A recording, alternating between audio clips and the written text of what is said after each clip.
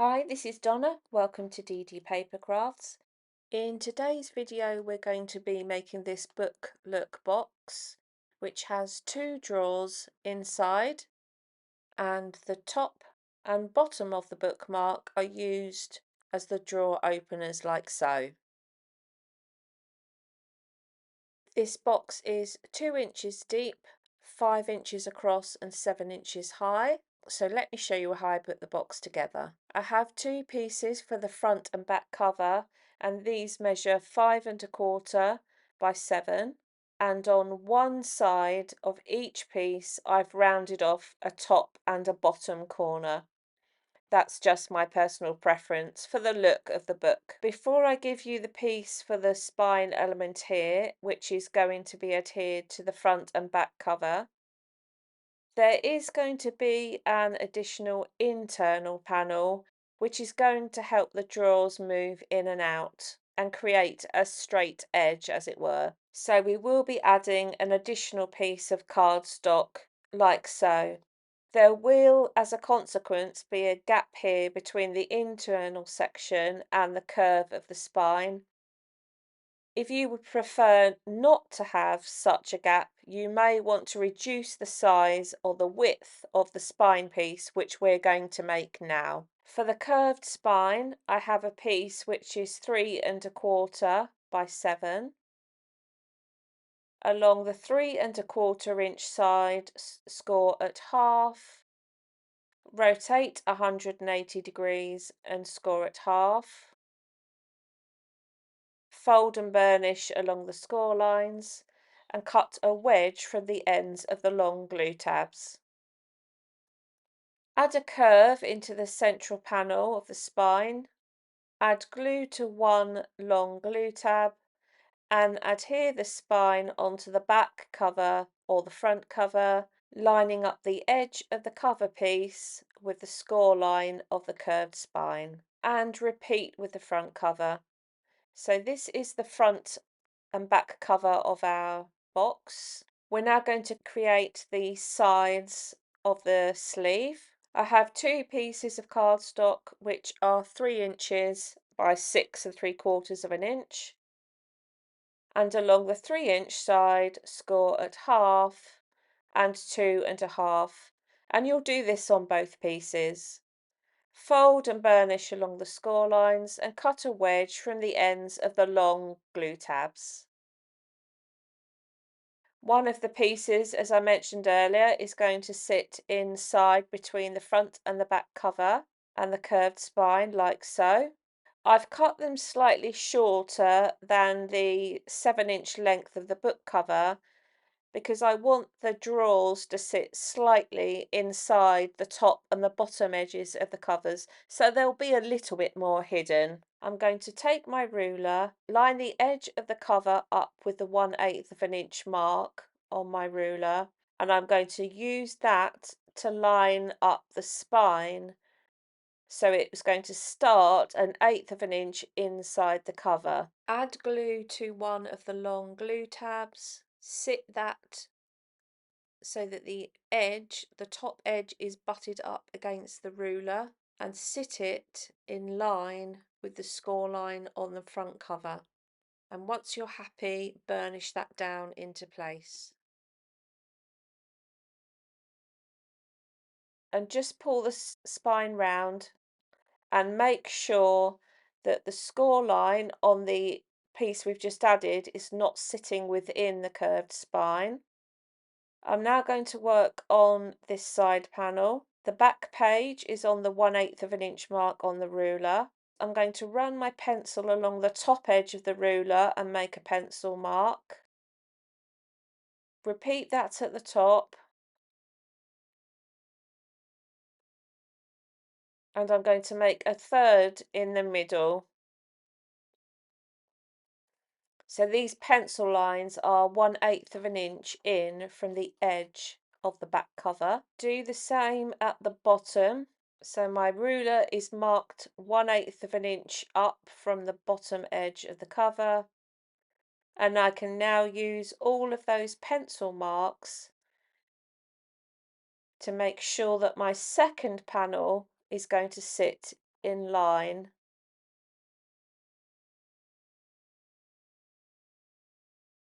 So that's my front and back sections. There'll be a support between the left and the right hand side panels, which is going to stop the trays running all the way through the sleeve, but is also going to add some rigidity between these two sections.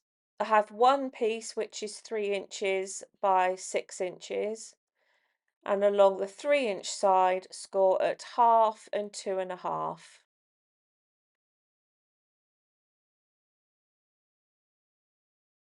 Rotate, and along the 6-inch side score at half and 5.5.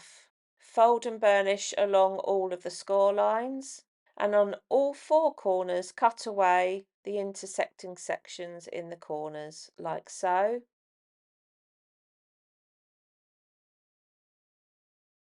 And take a small wedge from the ends of each of the tabs. The plan is we'll add glue to the long glue tab and to the 2 side glue tabs to start with, and these are going to sit in against the back cover and the left and right hand panels like so. To make sure that I get this in the right place, I'm going to just measure along from the bottom edge of the cover and make a pencil mark at 3.5 inches. Do the same on the left hand side, and to make sure my piece is then going to sit upright, I'm going to sit my ruler across the 2 pencil lines and just make a pencil mark at the top score line of the side pieces so I can use those as a guide.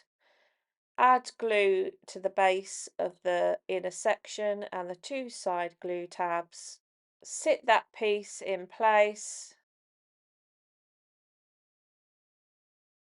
Pull up the side pieces one by one and use the pencil marks that I've made on the inside section to make sure it sits vertically. I'm then adding my construction glue onto the long glue tabs and to the central glue tab. Pull over the front cover. Make sure that the score line on the curved spine is sitting on top of the score line for the side panel. So your curved spine may change its curve slightly because you're now pulling it into place where you want it to be. So if I turn this up this way, you can see how those two are fitting on top of one another. Fold the front cover down over the top. I can, if I need to, just take my ruler and run it along level with the edge of the back piece and make sure it's in place. I'm happy with that. And then once I'm comfortable that everything is all in line, I can go in and burnish down the tabs within each of the drawer sections. Flip this over and burnish down along the back as well. So that is effectively the sleeve for the 2 drawers.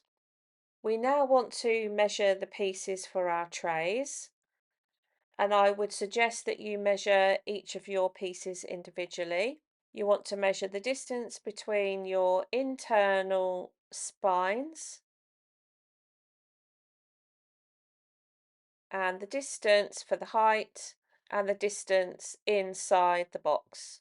And that will give you the calculations of the cardstock you need for your tray.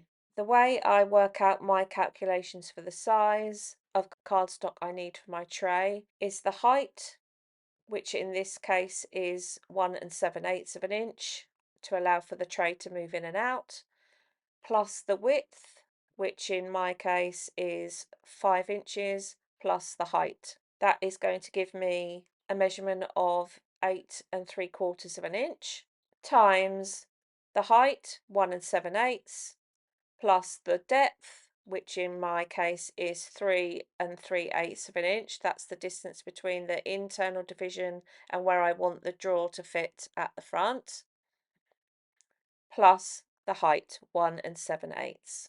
So height plus the width plus the height times height plus the depth plus the height. My cardstock is therefore 7 1/8 of an inch by 8 3/4 of an inch, and on all four sides score at 1 7/8 of an inch.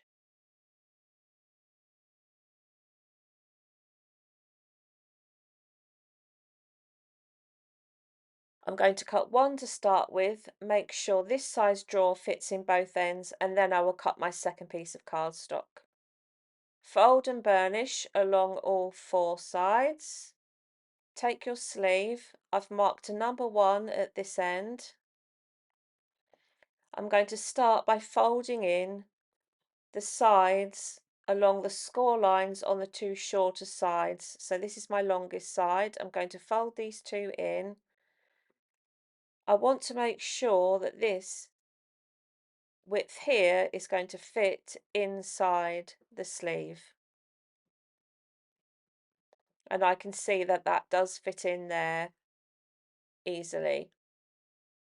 I'm then going to fold up the two outside sections and make sure that the height of the drawer is correct, and I can see that is also going to fit. I'm then going to fold in the two long sides, fold in the two short sides, so I end up with what is the base of the drawer, and make sure that slots in, and that is going to sit where I want it inside the cover. This is handmade, so I'm going to turn the piece around and follow the same process to make sure that the same size of cardstock is going to fit in the other end.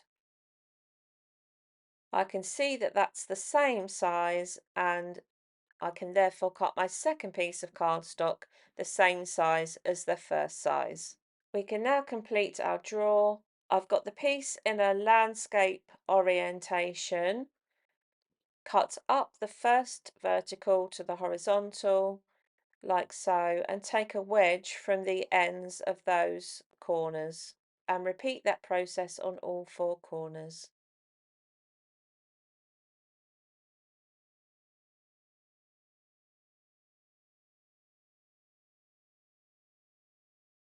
Before I add the drawer together, if you want to use the same sort of opening concept as me, what I would suggest you do is add DSP to what is going to be the front of the tray.